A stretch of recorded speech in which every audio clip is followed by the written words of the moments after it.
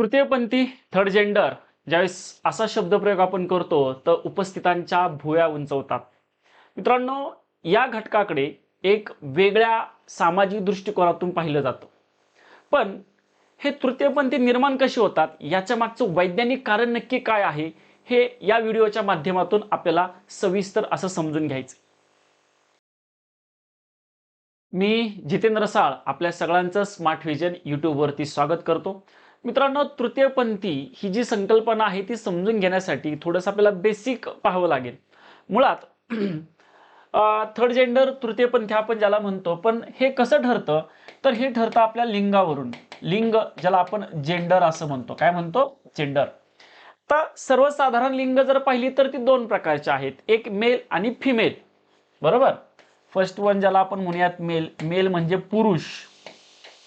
दुसरा आहे फिमेल ज्याला आपण स्त्री असं म्हणतो. पण ज्यावेळेस जन्माला आलेलं बाळ हे मेल किंवा फिमेल, मुलगाही नाही मुलगीही नाही, किंवा ते दोघांचं एकत्रित गुणधर्म दाखवते, अशा स्वरूपात जेव्हा एखादं बाळ जन्माला येतं तेव्हा आपण त्याला थर्ड जेंडर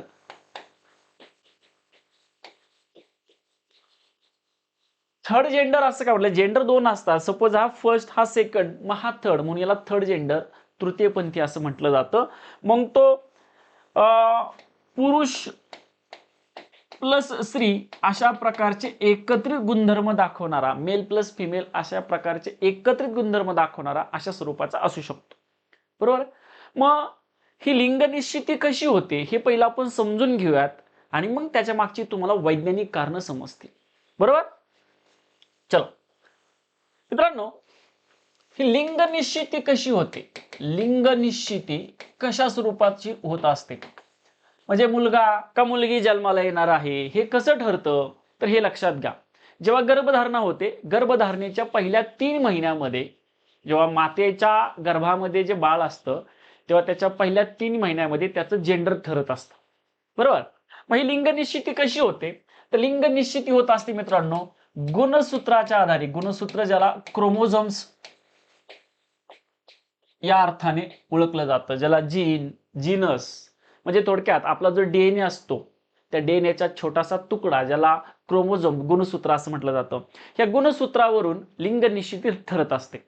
मग जर तुम्ही पुरुष जर पाहिला, बरोबर, पुरुषाचे गुणधर्म ठरवणारे जी लिंग क्रोमोझोमची जोडी आहे ती असते मित्रांनो XY क्रोमोझोम, आणि जी स्त्रियांची गुणधर्म ठरणारी क्रोमोझोमची जोडी असते ती असते XX क्रोमोझोमची जोडी असते.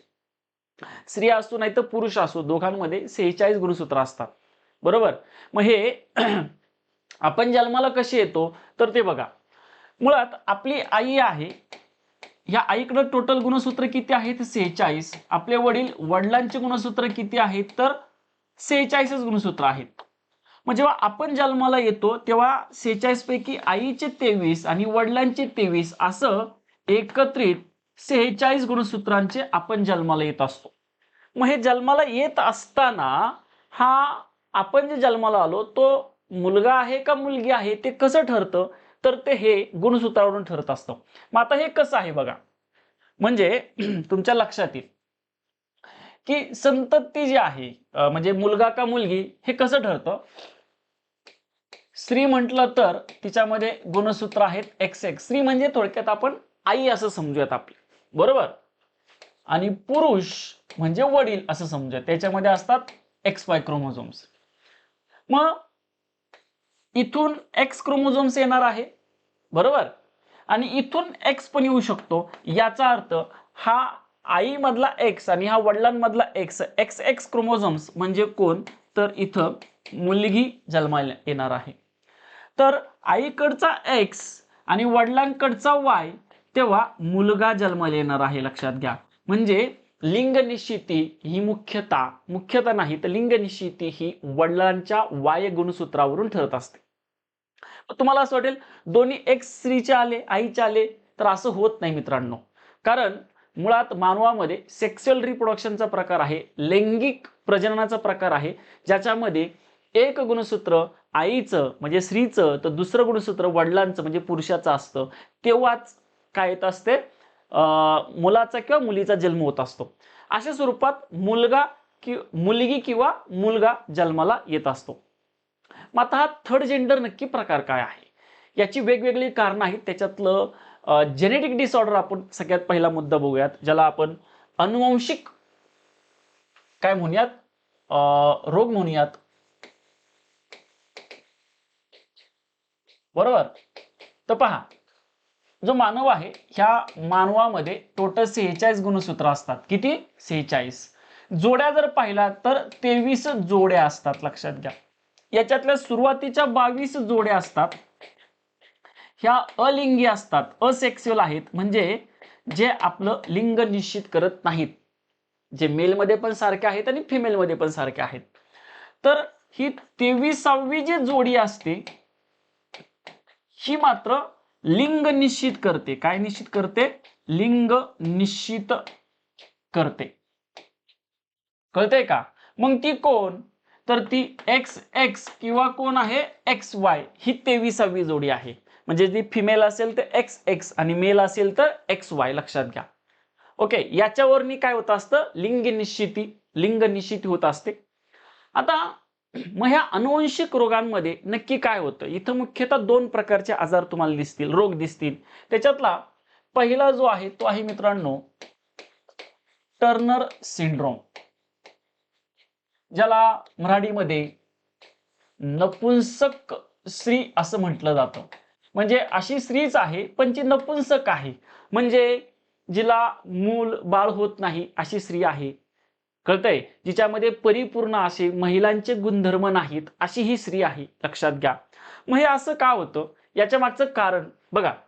हा टर्नर सिंड्रोम नावाचा जो आजार आहे, टर्नर नावाचा सायंटिस्ट आहे ज्यांनी हा आजार शोधला, सो त्याला नाव दिलं टर्नर सिंड्रोम. याला या आजाराला वेगवेगळी नावं आहेत. त्याला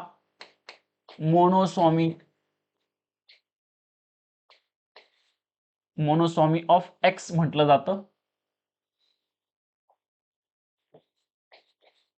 म्हणजे काय तर पहा, 23वी लिंग निश्चित करणारी जोडी आहे. लिंग निश्चित करणारी जोडी आहे. जोडीत बिघाड होतो किंवा गुणसूत्र गहाळ होतात, ज्यामुळे एक गुणसूत्र कमी होऊन एकूण 45 गुणसूत्र निर्माण होतात. आता बघा, सुरुवातीला असेक्सुअल किती आहेत, तर असेक्सुअल असणारे 22 जोड्या म्हणजे 44 गुणसूत्र. इथं बघा 44 म्हणजे झाल्या 22 जोड्या. पुढे नॉर्मल मध्ये कसं असेल, XX म्हणजे मुलगी झालं आणि 44 अधिक XY म्हणजे मुलगा झाला. पण या ठिकाणी काय झालेलं आहे की एक गुणसूत्र इथं गहाळ झालेलं आहे, म्हणजे इथं फक्त एकच X आहे. मग 44 अधिक 1 बरोबर किती आला, 45. म्हणजे इथं X गुणसूत्र एकच आहे. मोनोसॉमी, मोनोचा अर्थ आहे एक. कळतंय का? म्हणजे इथं गुणसूत्र काय झालं, गहाळ झालं. हे गुणसूत्र गहाळ झाल्यामुळं एकूण 46 गुणसूत्रांच्या ऐवजी ही 45 गुणसूत्र निर्माण होतात. आणि अशा प्रकारची जी काही आता हे एक्स गुणसूत्र हे इंडिकेशन कोणाचं आहे, तर महिलांचं आहे, स्त्रीचा आहे, फिमेलचा आहे. म्हणून या आजाराला नपुंसक स्त्री असं म्हटलं जातं. मग ही स्त्री जेव्हा जन्माला येते म्हणजे मुलगी जन्माला येते, तेव्हा ती मुलगी पुढे आई होऊ शकत नाही, लक्षात घ्या. म्हणजे नैसर्गिकरित्या ती आई होऊ शकणार नाही. कळतंय? म्हणून त्या आजाराला नपुंसक स्त्री असं म्हटलं गेलंय. बरोबर. आणि इथं गुणसूत्र नसल्यामुळे त्याचं इंडिकेशन X0 अशा स्वरूपात केलं जातं. याचा अर्थ सेकंड क्रोमोझोम्स गुणसूत्र इथं नाहीये, हे लक्षात घ्या. तर दुसरा जो आहे त्याला क्लिनेफेटर सिंड्रोम किंवा ज्याला मराठीमध्ये नपुंसक पुरुष असं म्हटलं जातं. बघा आता इथं काय घडतं, तर लिंग निश्चित करणारी जी काही 23वी जोडी आहे त्याच्यामध्ये एक गुणसूत्र वाढतं. मग याच्या मागचं काय कारण आहे, तर कारण असं आहे, जो मेल आहे, मेल म्हणजे पुरुष, जो पुरुष आहे त्याचा जो टेस्टिस असतो, टेस्टिस म्हणजे वृषण ज्याला म्हणतात, ते साधारण आकारापेक्षा आकाराने लहान असतात. वृषणला इंग्लिश मध्ये टेस्टिस म्हटलं जातं. हे साधारण आकारापेक्षा कशा असतात, लहान असतात. आणि याच टेस्टिस पासून पुढे टेस्टेस्टेरॉन नावाचा हार्मोन जो पुरुषांचे गुणधर्म दाखवतो तो निर्माण होत असतो. पण हे टेस्टिस आकाराने लहान असल्यामुळं टेस्टेस्टेरॉन संप्रेरकाचं प्रमाण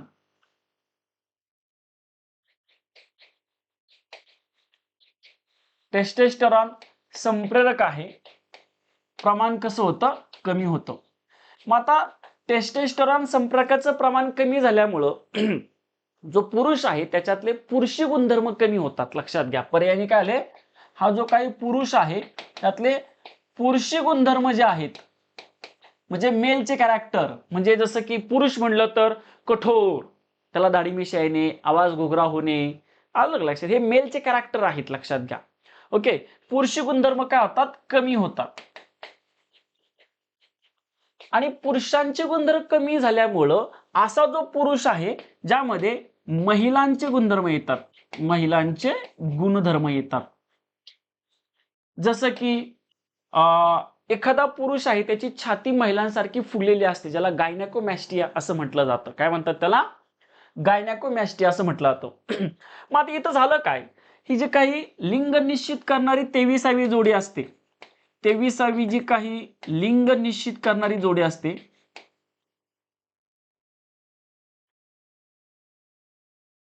जोडी एक गुणसूत्र वाढतं. गुणसूत्र काय होतं, वाढते, ज्यामुळं एकूण गुणसूत्रांची संख्या होते 47. बघा, टर्नर सिंड्रोम मध्ये एक गुणसूत्र कमी होतं, बरोबर. तर क्लिनेफिटर सिंड्रोम मध्ये, नपुंसक पुरुष मध्ये एक गुणसूत्र काय होतं, वाढतं. एकूण गुणसूत्र किती झाले मित्रांनो, तर एकूण गुणसूत्र 47 होतात. किती होतात, 47. मग कसं, त्याचे इंडिकेशन कसे बघा, 44 प्लस एक्स एक्स वाय, बघा 44, 45, 46, 47.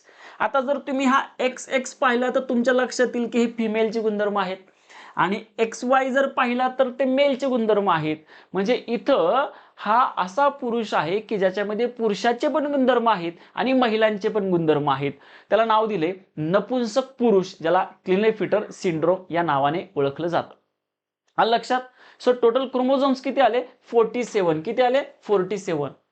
ओके, ही याच्यातली नॉर्मल कंडिशन आहे. कधी कधी असं पण होऊ शकतं बघा, 44 plus x x x Y total 48, किंवा 44 plus x x x x Y 40 किती 9, 48 आणि 49 हे या आजाराच्या संदर्भातले दुर्मिळ असा प्रकार आहे, आणि यांच्यातला हा कॉमन म्हणजे 47चा असतो.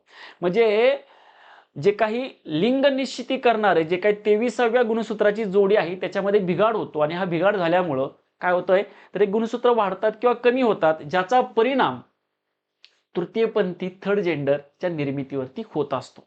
मग तृतीयपंथी म्हणजे नक्की काय, की तो पुरुषही नाही ती महिलाही नाही, मग तो असा असेल की ज्याच्यामध्ये पुरुषाचे पण गुणधर्म आहेत, महिलांचे पण गुणधर्म आहेत, किंवा तो असा असेल की ज्याच्यामध्ये जास्त गुणधर्म पुरुषाचे आहेत, कमी महिलांचे आहेत, किंवा कमी जास्त महिलांचे गुणधर्म आहेत आणि कमी प्रमाणामध्ये पुरुषांचे गुणधर्म आहेत. लक्षात घ्या. आता तुम्ही हा जर प्रकार पाहिलात तर याच्यामध्ये पुरुष गुणधर्म जास्त असतात, महिलांचे गुणधर्म कमी आहेत. आणि जर तुम्ही हा टर्नर सिंड्रोमचा जर तुम्ही प्रकार पाहिला, याच्यामध्ये महिलांचे गुणधर्म जास्त दिसतील, म्हणजे जन्मतःही महिला पण तिच्यामध्ये पुरुषांचे पण गुणधर्म आहेत. आणि या प्रकारामध्ये जन्मतः आपण पुरुष म्हणूयात, मात्र त्याच्यामध्ये महिलांचे पण गुणधर्म आहेत, ज्याच्यामध्ये त्याला पुरुष किंवा महिला असं काउंट केलं जात नाही, ज्याला आपण तृतीयपंथी या नावाने ओळखतो. बघा, हे पहिलं कारण आहे की गुणसूत्रांमध्ये झालेला जो बिघाड आहे या बिघाड याचा परिणाम जो आहे तो जेंडरच्या निर्मितीवरती होत असतो. दुसरं कारण जर बघायचं झालं तर बघा, मी मला सांगितलं जेव्हा पुरुषांपासून जो स्पर्म मिळतो आणि महिलांपासून जे ओव्हम हे एकत्र येतं आणि ते आईच्या गर्भामध्ये वाढतं. लक्षात घ्या, साधारणतः आईच्या गर्भामध्ये वाढ होत असताना साधारणतः 3ऱ्या महिन्यापर्यंत त्या बाळाचं लिंग निश्चित होत असतं. बरोबर, म्हणजे ही लिंग निश्चिती जी आहे ती साधारणतः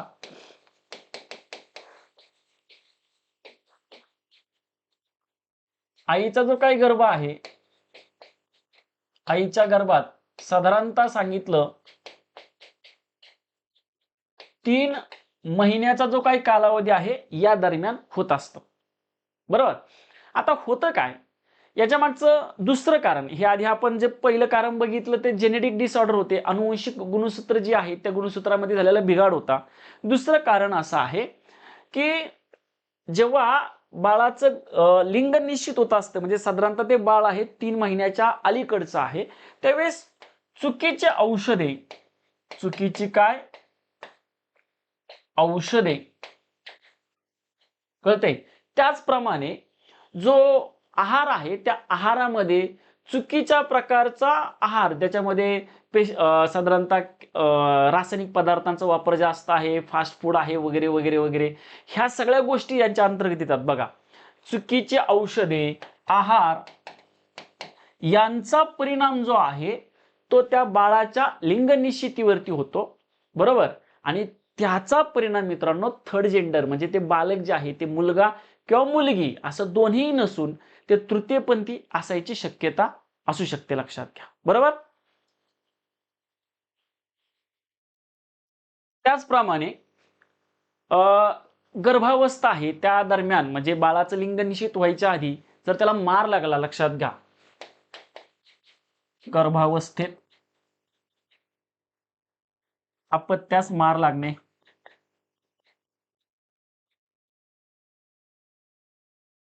बरोबर, टॉक्झिक फूड म्हणूयात आपण, टॉक्झिकचा अर्थ विषारी, विषारीचा अर्थ कळतोय, ओके, किंवा केमिकल्स, रासायनिक पदार्थ असणारे अन्न पदार्थ खाणे, चुकीची औषधे म्हणजे मित्रांनो हेवी डोस, म्हणजे गर्भधारणेमध्ये डॉक्टरांच्या सल्ल्याशिवाय कुठली औषधं घेऊ नये, ज्याचा परिणाम गुणसूत्रांवरती होतो आणि ज्याचा एकत्रित परिणाम हा त्या बाळाच्या लिंग निश्चितीवरती होऊ शकतो, हे लक्षात घ्या. बरोबर आहे, म्हणजे अशी वेगवेगळी कारणं आहेत ज्यामुळं तृतीयपंथी किंवा थर्ड जेंडर जो म्हणतो तो जन्माला येत असतो. बरोबर, ही वैज्ञानिक कारणं आपल्याला समजून घेणं खूप महत्वाचं असतं. अशाच मित्रांनो व्हिडिओच्या माध्यमातून आपण विज्ञानातल्या ज्या काही वेगवेगळ्या संकल्पना आहेत त्या समजून घेणार आहोत. यासाठी तुम्हाला स्मार्ट व्हिजन हा जो काही यूट्यूबचा चॅनल आहे त्याला तुम्हाला सबस्क्राईब करायचंय. हा व्हिडिओ आवडला तर तो नक्की लाईक करा, शेअर करा आणि सुरुवातीला या व्हिडिओच्या अगदी सुरुवातीला जी इमेज दाखवलेली आहे थर्ड जेंडरची, त्या थर्ड जेंडरच्या इमेजमध्ये ज्या काही व्यक्ती आहेत त्यांना कोणत्याही प्रकारचं दुखवण्याच्या आपल्या भावना नाही आहेत, फक्त त्यांचं एक चित्र म्हणून आपण इथं घेतलेलं आहे. तर थांबूयात, भेटूयात अशाच वैज्ञानिक व्हिडिओच्या माध्यमातून. धन्यवाद.